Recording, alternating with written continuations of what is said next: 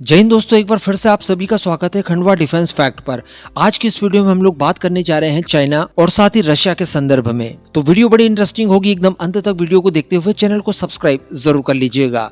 तो देखिए, आज मॉर्निंग में ही हम लोगों ने एक वीडियो में डिस्कस किया कि भारत द्वारा रशिया से क्रूड ऑयल की खरीद को लेकर और तेजी देखने के लिए मिली है। इवन इंडियन ऑयल कॉर्पोरेशन ने लगभग 5 शिपमेंट रशिया को ऑर्डर भी कर दिया है। यहाँ पर हम लोगों ने कुछ नए फॉर्मूलाज को अपनाया है, जैसे कि IOC ने जो रशिया को ऑर्डर दिया है, यहाँ पर उन्हीं कंपनियों को चुना गया है जो प्रतिबंधों के दायरे में नहीं आती, उन्हीं से तेल खरीदा जाएगा। दूसरा, हम लोगों ने विकल्प ये ढूंढा था कि हम लोग शिप टू शिप ट्रांसफर करके इसके बाद क्रूड ऑयल को रशिया से भारत ला रहे हैं, यानी रशिया से प्रतिबंधित तेल इंटरनेशनल वाटर्स में आ जाता है ओमान की खाड़ी के पास। वहां पर हम लोग दूसरे शिप जो कि प्रतिबंधित नहीं है उनमें रशियन क्रूड ऑयल को ट्रांसफर करा लेते हैं और उसके बाद वो शिपमेंट भारत आ जाती है। तो इस माध्यम से भी हम लोग रशिया से क्रूड ऑयल खरीद रहे हैं। लेकिन इसी बीच खबर निकल कर ये भी आ रही है कि हम लोगों ने सनफ्लावर को लेकर भी रशिया से खरीद बढ़ा दी है और अब इसमें 12 गुना तक की तेजी आई है। इवन किसी जमाने में जो सबसे बड़ा सप्लायर्स में से एक यूक्रेन हुआ करता था, वो भी अब पीछे छूट चुका है और अब रशिया नंबर 2 का हमारा सबसे बड़ा सनफ्लावर का सप्लायर बन चुका है। एक्चुअली मैं आपको बता दूं कि भारत को जितनी रिक्वायरमेंट है सनफ्लावर की,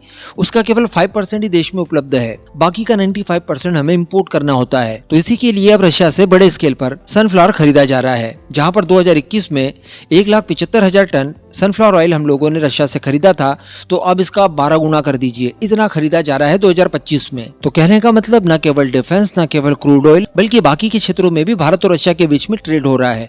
हम भी इंपोर्ट कर रहे हैं तो रशिया भी हमसे इंपोर्ट कर रहा है। अब अगली खबर में हम लोग चाइना को लेकर डिस्कस करेंगे। देखिए, चाइना के द्वारा भारत के लिए बहुत ही ज्यादा सद्भाव लगातार दिखाया जा रहा है। कल ही मैंने आपको वीडियो बनाकर बताया कि फाइनली भारत की कुछ 4 या 5, मुझे याद नहीं आ रहा है इस समय, कंपनियों को लाइसेंस दे दिया गया है चाइना द्वारा कि वो चाइना से रेयर अर्थ मटेरियल इंपोर्ट कर सकती है, जबकि ये पहले रोक दिया गया था। लेकिन ट्रम्प के दबाव के बाद चाइना वास्तविकता में भारत के साथ और करीबियां बढ़ाने की कोशिशें कर रहा है। इसी बीच चाइना का ग्लोबल टाइम्स, जो कि भारत के क्रिटिसिज्म से अपनी दिन की शुरुआत करते हुए भारत के क्रिटिसिज्म पर ही रात खत्म करता है, वो अब भारत की तारीफें कर रहा है और भारत के साथ मिलकर काम करने की बात कर रहा है, और वो भी मैन्युफैक्चरिंग क्षेत्र में। जी हाँ, चाइना के ग्लोबल टाइम्स ने भारत से औद्योगिक सहयोग बढ़ाने की अपील की है और ये सब पश्चिमी देशों के दबाव से निपटने के लिए कहा गया है। साथ ही इनकी तरफ से ये भी कहा गया है कि भारत की आत्मनिर्भरता का जो प्रयास है, ये चाइना के लिए बिल्कुल भी खतरा नहीं है, बल्कि ये तो आपसी फायदे का एक अवसर है। यानी चाइना और भारत अगर मिलकर भारत की आत्मनिर्भरता के क्षेत्र में काम करे तो ये दोनों ही देशों के लिए बराबर के अवसर उत्पन्न करता है। और ये जो बीच में राइवलरी वाली बात आ जाती है कि एक दूसरे के ये पूरक देश हैं, तो ये केवल एक नैरेटिव है जो कि वेस्ट द्वारा फैलाया गया है, ऐसा कहना है चाइना के ग्लोबल टाइम्स का।